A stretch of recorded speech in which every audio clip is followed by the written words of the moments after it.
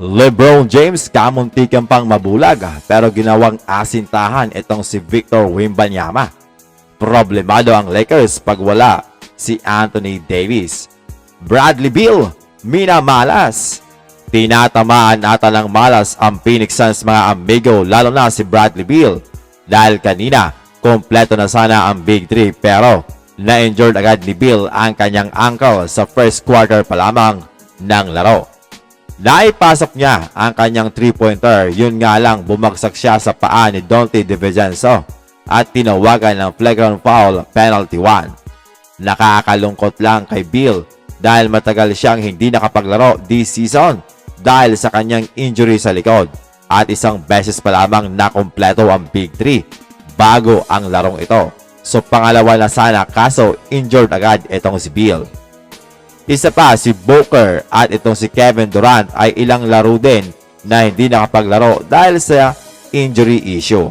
Ayon kay Frank Vogel, ankle sprain lang ang dinanas nitong si Bradley Beal at negative naman sa anumang fractured o malalang injury. Ayon yan sa lumabas na x-ray.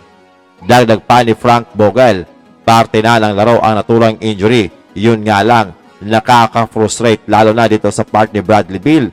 Nakakabalik lang, injury ulit ang sumalubong. Medyo malas talaga ang Phoenix Suns mga amigo this game. Nag-init etong si Jalen Brunson na gumawa ng 50 points, 6 rebounds, 9 assists, 5 steals at hindi man lang nagminti sa 3-point territory na naipasok ang kanyang 9 3-pointers attempts. Kaya naman, nanalo dito ang New York Knicks sa score na 122-139. Parang natutulad ngayon ang Phoenix Suns sa nangyayari dati sa Brooklyn Nets kung saan panay injury ang inaabot ng mga star player. Kanina, tinalo ng San Antonio Spurs ang Lakers sa kanilang pangalawang beses na sagupaan. Ang dahilan dyan sa first quarter ay binigla sila ng Spurs sa napakainit na shooting nito.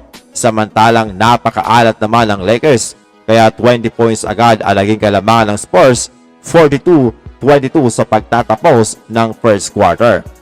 Sa loob man ng pinta o sa 3-point territory ay pumapasok ang tira ng Spurs kaya naman hirap na makahabol ang Lakers.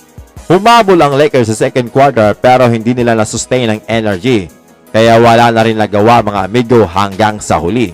Mahina ang depensa ng Lakers, mapaperimeter man o sa loob ng pinta kung saan maagang na foul trouble ang kanilang dalawang sentro na si Jackson Hayes at Christian Wood. Isa pa si LeBron James at Austin Reeves lang ang kumakayod sa opensa.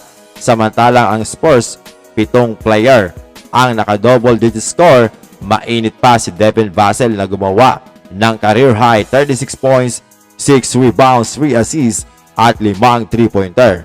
Tinusta talaga ang Lakers sa 3-point area at kahit mga mid-range jumper at sa loob ng pinta na tira, lahat ay pumapasok. Iba talaga ang presensya mga amigo nitong si Anthony Davis na talagang magdadalawang isip na pumasok ang mga gwardiya at ang sentro ng kalaban na tumira sa loob ng pinta. Si LeBron sakit na katawan ang inabot, kamuntikan pang mabulag at laging nadadali. Pero kahit ganon, good numbers pa rin ang kanyang nagawa na may 23 points, 7 rebounds, 14 assists, 2 steals. Kasama na dyan ang isang 3-pointer sa harap mismo ni Alien Victor Wembanyama. Ngunit medyo hindi efficient ang naging shooting dito ni LeBron na may 41.2% lamang from the field at 33.3% from deep. Di ko rin maunawaan dito kay Coach Darvin Ham kung bakit mainit na ang shooting ng Spurs at malayo na ang lamang ay hindi pa rin tumatawag ng timeout.